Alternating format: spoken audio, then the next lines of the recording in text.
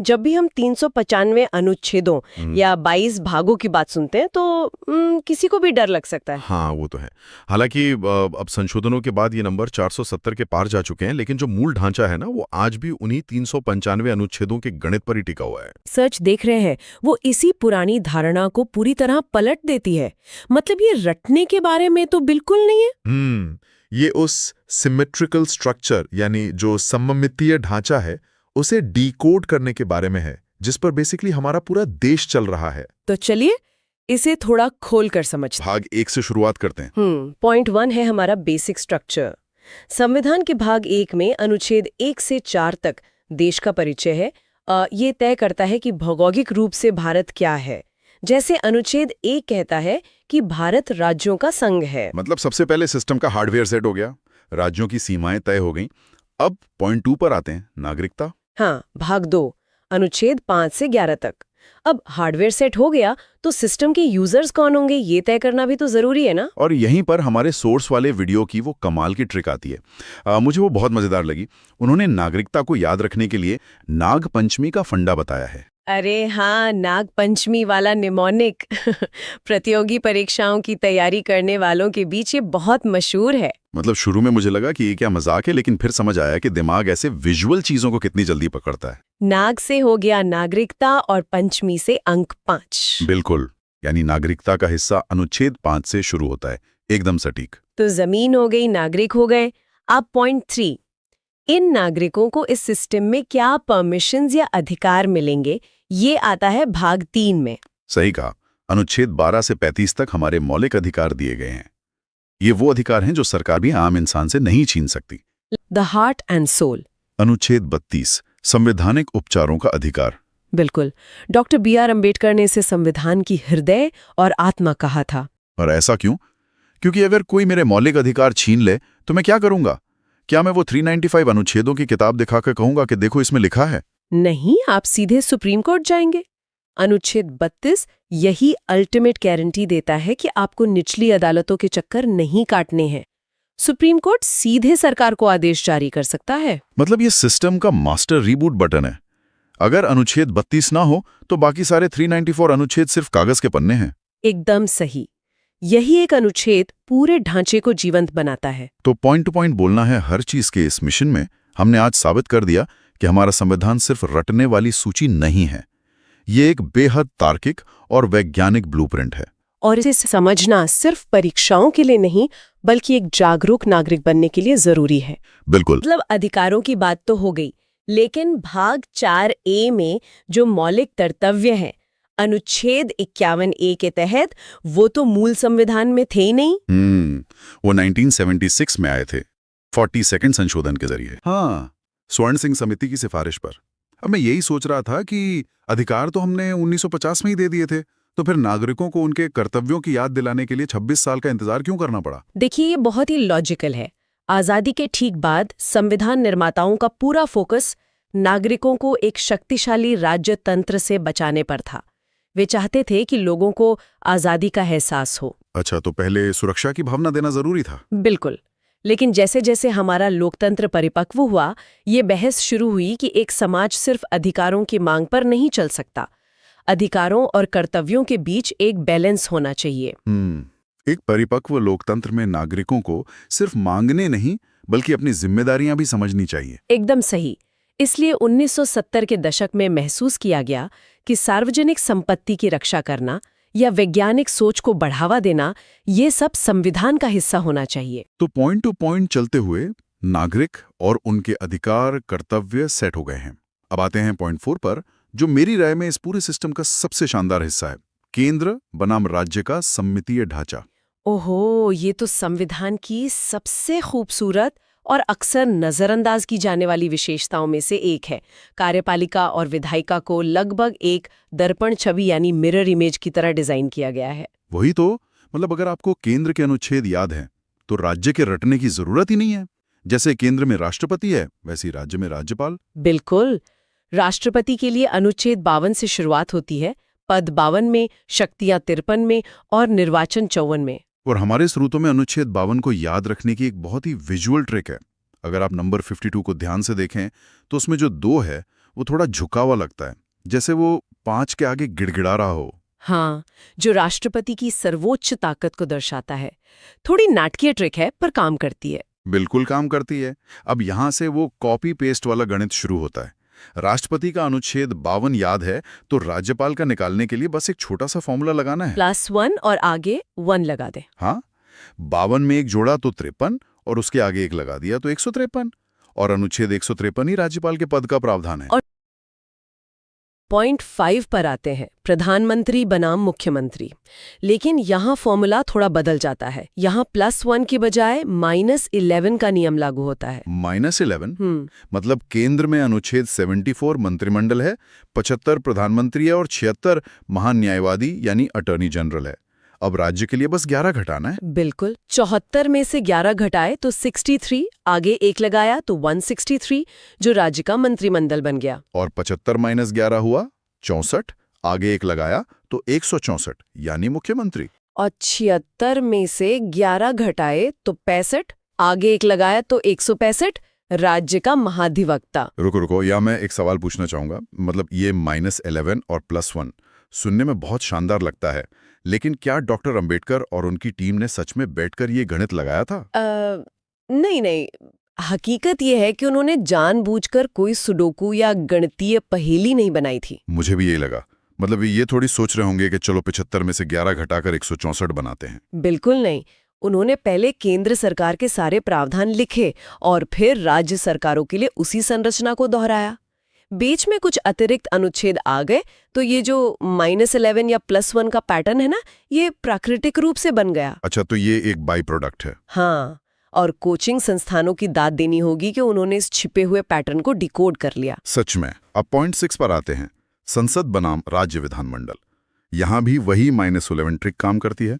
केंद्र में 79 संसद है, 80 राज्यसभा, 81 लोकसभा। तो राज्य के लिए 79 में से 11 घटाइए 68, आगे 1 लगाया तो 168, यानी राज्य विधानमंडल। 80 की जगह 17 विधानसभा और 81 की जगह 171 विधान परिषद। लेकिन स्रोतों ने यहां स्पष्ट किया है कि विधान परिषद हर राज्य में नहीं होती। हाँ, ये बहुत जरूरी पॉइंट है। वर्तमान में ये केवल 6 राज्यों में है। और इसके लिए भी एक बहुत बढ़िया निमोनिक है, टीबी कुमा। टीबी कुमा मतलब टी से तेलंगाना, बी से बिहार, के से कर्नाटक, यू से उत्तर प्रदेश, एम से महाराष्ट्र और ए से आंध्र प्रदेश। बिल्कुल। पहले जम्मू कश्मीर भी था, लेकिन अब वो केंद्र शासित प्रदेश है। तो ये हो गई हमारी पूरी कार्यपालिका और विधायिका। एक आम नागरिक के तौर पर हम अक्सर सोचते हैं कि दिल्ली में बैठे राष्ट्रपति का हमारी न्याय व्यवस्था में क्या रोल है, लेकिन अनुच्छेद 72 राष्ट्रपति को ये पावर देता है कि वो किसी की भी फांसी की सजा को माफ कर सकते हैं, यहां तक कि सुप्रीम कोर्ट द्वारा दी गई सजा को भी। हाँ, और इस 72 नंबर को याद रखने की जो विजुअल ट्रिक मैंने यहाँ देखी ना, वो तो दिमाग में छप जाने वाली है। हाँ, उस ट्रिक पर बात करते हैं, वो बहुत ही क्रिएटिव है। मतलब उसमें 7 और 2 को एक चित्र की तरह देखा गया है। इमेजिन कीजिए कि 7 ऐसा लगता है जैसे राष्ट्रपति गर्व से तन कर सीधे खड़े हैं, और जो 2 का आकार है वो ऐसा लगता है जैसे कोई व्यक्ति उनके सामने घुटनों के बल झुककर गिड़गिड़ाकर क्षमा मांग रहा हो। तो 7 खड़ा है, 2 झुका है, 72 क्षमादान। अब कोई इसे कैसे भूल सकता है? ये बहुत ही प्रभावी तरीका है याद रखने का। और ये शक्ति दी क्यों गई है पता है? क्यों? क्योंकि कोई भी सिस्टम, यहां तक कि हमारी न्यायपालिका भी 100% परफेक्ट नहीं हो सकती। ये समाधान की शक्ति सिस्टम में एक आखिरी मानवीय उम्मीद की तरह है। ताकि अगर कोई तकनीकी या न्यायिक चूक हो गई हो तो उसे सुधारा जा सके। बिल्कुल। लेकिन अगर एडमिन ही सिस्टम के खिलाफ जाने लगे तब क्या होगा? तब उसके लिए अनुच्छेद 61 है, महाभियोग यानी इम्पीचमेंट। अच्छा, राष्ट्रपति को पद से हटाने की प्रक्रिया। हाँ, और इसमें भी एक चेक एंड बैलेंस है कि आपको 14 दिन की पूर्व सूचना देनी ही होगी। आप रातों रात एडमिन को नहीं बदल सकते सिस्टम से। सही कहा, बहुत सोच समझ कर बनाया गया है। और राष्ट्रपति की इन शक्तियों में सबसे ज्यादा इस्तेमाल होने वाली और शायद सबसे शक्तिशाली शक्ति है अनुच्छेद 123, अध्यादेश जारी करने की शक्ति। 1, 2, 3 मतलब सीधे 1, 2, 3 और कानून बन गया। एग्जैक्टली। जब संसद का सत्र न चल रहा हो तो लंबी प्रक्रिया को दरकिनार करते हुए सीधा 1 यानी लोकसभा और 2 यानी राज्यसभा को बाईपास करके 3 यानी राष्ट्रपति के हस्ताक्षर से कानून लागू। बिल्कुल ऐसे ही काम करता है ये। लेकिन मुझे एक बात समझ नहीं आती, लोकतंत्र में किसी एक व्यक्ति को सीधे कानून बनाने की शक्ति क्यों दी गई है? ये तो थोड़ा डरावना लगता है। अगर हम इसे बड़ी तस्वीर से जोड़कर देखें तो समझ आता है कि ये क्यों जरूरी है। मान लीजिए देश पर अचानक कोई बाहरी संकट आ जाए या कोई बहुत ही जरूरी आर्थिक फैसला लेना हो और संसद का सत्र अगले 2 महीने तक नहीं होने वाला है, तो क्या देश का काम रुक जाएगा? नहीं, वो तो नहीं रुक सकता। इसीलिए अनुच्छेद 123 एक इमरजेंसी पैच की तरह काम करता है। ये सुनिश्चित करता है कि सिस्टम कभी भी बिना नियमों के खाली ना रहे। हाँ, बाद में इसे संसद से पास कराना होता है, लेकिन उस समय के लिए काम चल जाता है। राइट, तो ये एक तरह का लॉजिकल बैकअप प्लान है। बिल्कुल। और जब कानूनी पचड़ों में एडमिन को मदद चाहिए तो अनुच्छेद 143 के तहत राष्ट्रपति सुप्रीम कोर्ट से कानूनी सलाह भी ले सकते हैं। हाँ, हालांकि मजेदार बात यह है कि राष्ट्रपति इस सलाह को मानने के लिए बाध्य नहीं है। बस एक राय ले ली, मन किया तो माना वरना नहीं। हाँ, बस वैसा ही है। वैसे कार्यपालिका की बात हो ही रही है तो मुझे उपराष्ट्रपति के बारे में एक बहुत ही मजेदार तथ्य मिला जो अक्सर लोग मिस कर जाते हैं। अच्छा, वो वेतन वाला? हाँ, अनुच्छेद 63 और 64 उपराष्ट्रपति के पद से जुड़े हैं, लेकिन हमारे सिस्टम में उपराष्ट्रपति को उपराष्ट्रपति होने का कोई वेतन नहीं मिलता। जी हाँ, ये एक बहुत ही बारीक पॉइंट है। उन्हें जो भी वेतन मिलता है वो राज्यसभा के पदेन सभापति यानी एक्स ऑफिशियो चेयरमैन के रूप में काम करने के लिए मिलता है। मतलब उनका असल जो डे जॉब है वो राज्यसभा चलाना है। उपराष्ट्रपति का पद तो बस एक स्टैंड बाय मोड है कि अगर राष्ट्रपति न हो तब वे कार्यभार संभालेंगे। बिल्कुल सही पकड़ा आपने। खैर, अब तक हमने सिस्टम के नियमों और एडमिन की बात की, लेकिन कोई भी सिस्टम बिना पावर या रिसोर्स के तो नहीं चलता। हाँ, और किसी भी देश का सबसे बड़ा रिसोर्स है पैसा। और जहाँ पैसा है और जहाँ पावर है वहाँ विवाद होना तो तय है यार। और इसीलिए इस ऑपरेटिंग सिस्टम में कुछ बहुत ही सख्त बैकग्राउंड सिक्योरिटी प्रोटोकॉल्स या कह लें पहरेदार बनाए गए हैं। पहले पैसों के फ्लो को समझ लेते हैं। संसद में जब पैसे या कानून पर बात होती है तो उसे सुचारू रूप से चलाने के लिए कुछ खास अनुच्छेद हैं। जैसे अनुच्छेद 100। जब भी सदन में वोटिंग 50-50 पर आकर टाई हो जाए तो स्पीकर अपना निर्णायक मत या कास्टिंग वोट डालते हैं।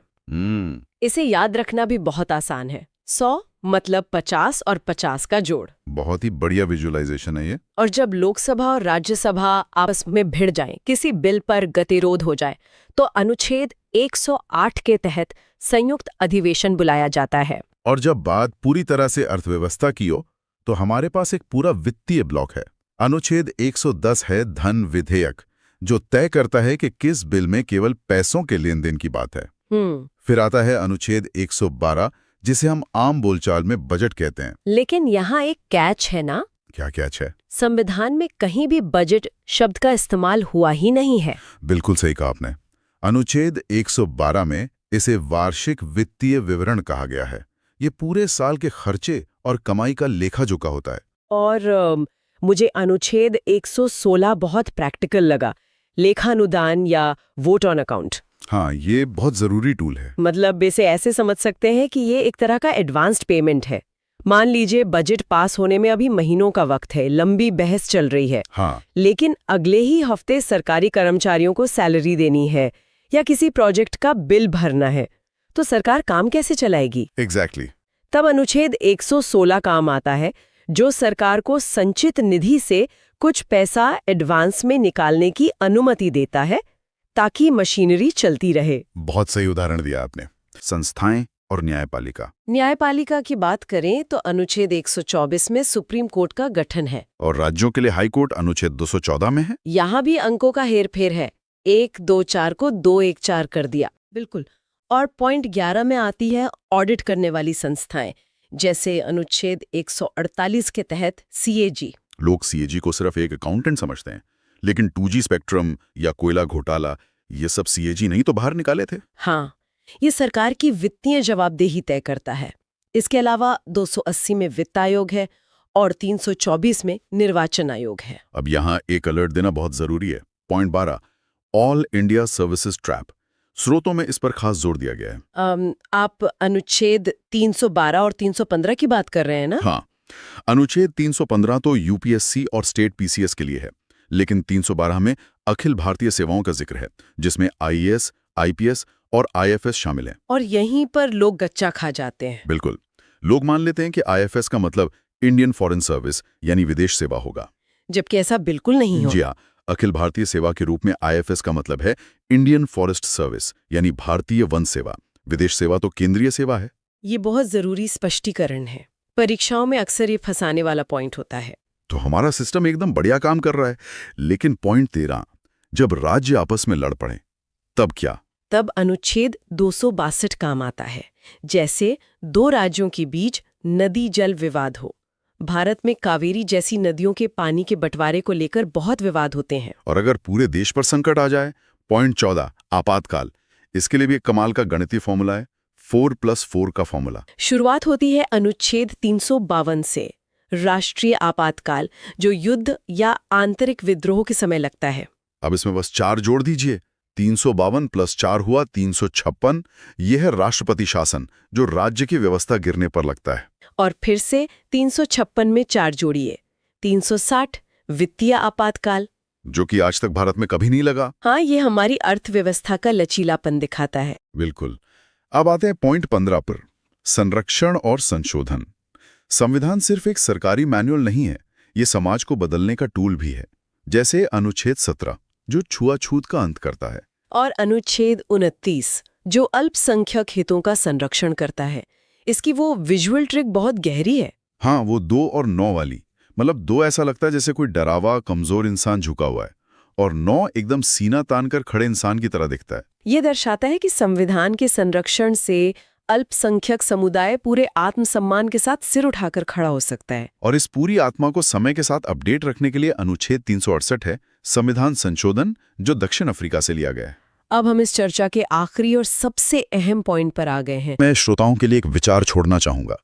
हमने 1950 के दशक के इस शानदार ब्लूप्रिंट को तो डिकोड कर लिया है, लेकिन सोचिए, आने वाले 50 वर्षों में जब दुनिया पूरी तरह से एआई, डीप फेक और वर्चुअल रियलिटी पर चलेगी, जब हमारा सारा डेटा क्लाउड सर्वर पर होगा। अच्छा, तो डिजिटल अधिकारों की बात कर रहे हैं आप? हाँ। क्या तब हमारे इस ऐतिहासिक और सममितीय ढांचे में डिजिटल अधिकारों या डेटा संप्रभुता के लिए कोई नया अनुच्छेद जोड़ना पड़ेगा? और अगर हाँ, तो इस तार्किक ढांचे में वो नया पुर्जा कहाँ और कैसे फिट बैठेगा? ये सच में सोचने वाली बात है। तो आप लोग इस सवाल पर जरूर विचार कीजिए।